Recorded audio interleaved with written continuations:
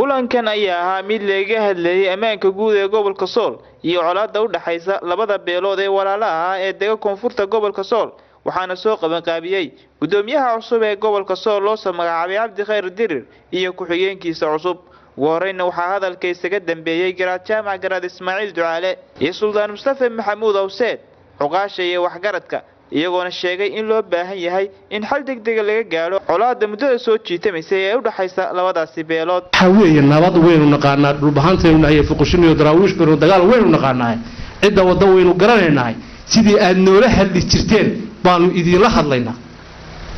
aad noola jirteen idinka waxa wada joojiya baana maanta idin leeyidinka wada joojiya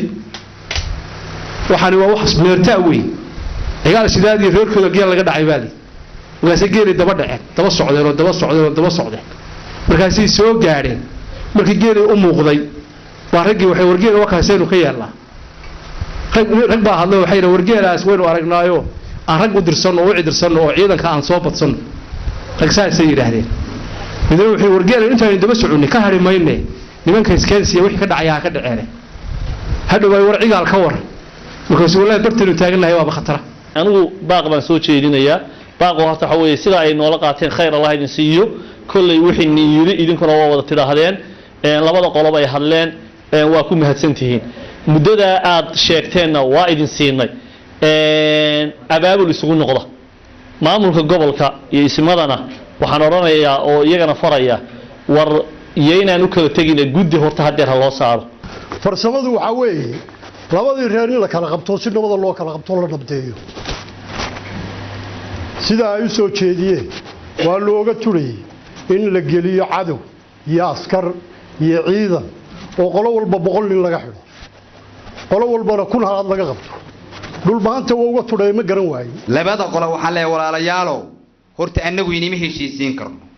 xaqaqada markaan soo sheegno hadaydan idinku heshiinin oo nabadu iniga iman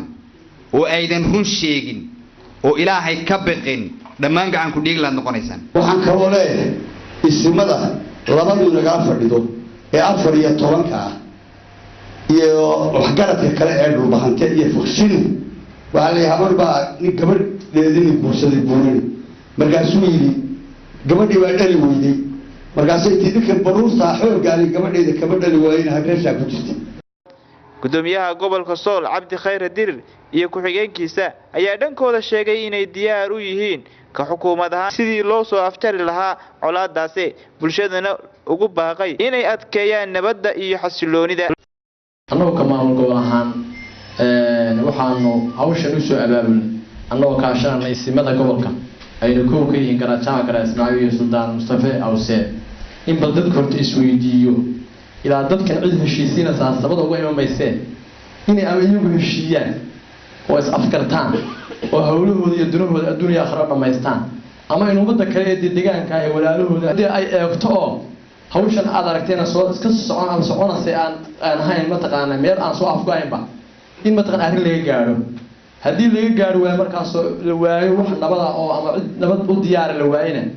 wajh kale yeena taasna waxa uu sugaysaa ama ay u taalaa xukuumadda iyo maamulka gobolka jira waxaan marayaa cuqaashu in badan baa wala xaliyay wax li kartaa ma tara ismada diyaarina ciidamada diyaarina ilaahina waxa ka barinaa ilaahay waxa ka barinaa xal inaga dejiyo aadaas loo soo jaro abaarta ilaahay waxa ka barinaa inaga tibiyo